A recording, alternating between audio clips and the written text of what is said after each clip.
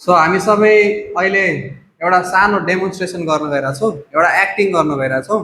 यो एक्टिङ भनौँ या डेमोन्स्ट्रेसन भनौँ, यसबाट हामीले फिजिक्सको एउटा राम्रो, एउटा ब्युटिफुल, एउटा सुन्दर कन्सेप्टलाई हामी बुझ्न गइरहेछौँ। त्यो फेज डिफरेन्स अथवा फेज ल्याग। हामीले अल्टरनेटिङ करेन्ट पढ्दाखेरि अल्टरनेटिङ करेन्ट सोर्समा डिफ्रेन्ट इलेक्ट्रिकल कम्पोनेन्टहरू जोडिन्छ। कहिले रेसिस्टर जोडिन्छ, कहिले इन्डक्टर जोडिन्छ, कहिले क्यापासिटर जोडिन्छ। अनि त्यसो गर्दाखेरि करेन्ट र भोल्टेज बिचमा कहिलेकाहीँ फेज डिफरेन्स 0 आउँछ, कहिले भोल्टेजले लिड गर्छ, कहिलेकाहीँ करेन्टले लिड गरेर आउँछ है। त्यसलाई डेमोन्स्ट्रेट गर्नको लागि म चाहिँ आज एज अ रेसिस्टर बिहेभ गर्छु। म सर्किटको रेसिस्टर हो। अनि यो दुईजना व्यक्ति चाहिँ, एकजना इएमएफ हो, तिमी चाहिँ करेन्ट, अनि ऊ चाहिँ इन्डक्टर। अब जब इन्डक्टर एसी सर्किटमा जोडिन्छ, इन्डक्टरले कसलाई अगाडि जान दिन्छ? इन्डक्टरको फेभरेट भनेको इएमएफ हो। इएमएफलाई लिड गराउँछ। इन्डक्टर जोड्दाखेरि इएमएफले लिड गर्छ। अब कति डिग्रीले लिड गर्छ त? 90 डिग्रीले लिड गर्छ। सो अब इन्डक्टर अगाडि आउँछ, इन्डक्टर अगाडि हो। तिमीले यताबाट अब तिमीलाई सर्किटमा जोडेको छ, तिमीले बोलाउनु पर्ने छ करेन्ट र इएमएफ मध्ये कुनै एउटालाई। तिम्रो फेभरेट को भोल्टेज। त भोल्टेज अगाडि गयो, ऊ पनि जान्छ तर अलि पछाडि जान्छ। यसरी जाँदा उनीहरू बिचमा जुन ग्याप देखिरहेको छ, यसले चाहिँ कसलाई रिप्रेजेन्ट गर्छ त? Phase difference. भोल्टेज अगाडि छ अनि करेन्ट चाहिँ पछाडि छ। सो उनीहरू बिचको ग्यापलाई हामीले फेज डिफरेन्स भन्छौँ।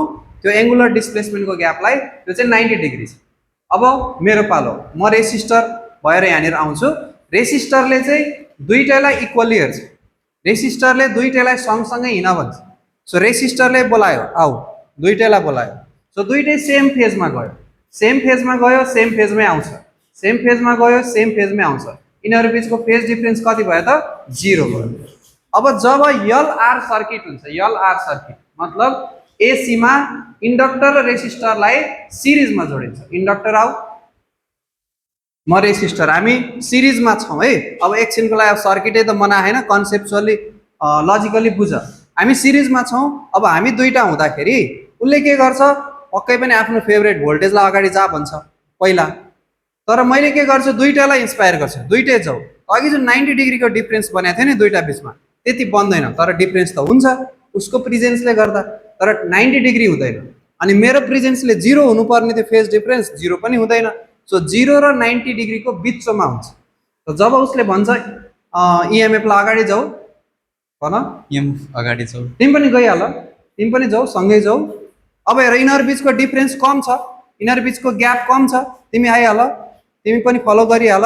हेर, यिनीहरू बिचको अघिभन्दा ग्याप के छ? कम छ।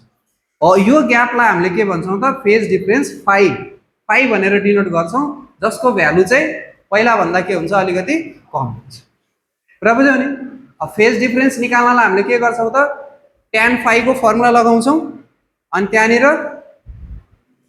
के गर्छौँ? VL/VR गरेर tan phi = VL/VR गरेर phi को भ्यालु निकाल्छौँ, र phi को भ्यालु जति आउँछ त्यो चाहिँ 0 देखि कसको बिचमा पर्छ त? 90 डिग्री। ल, थ्याङ्क यू।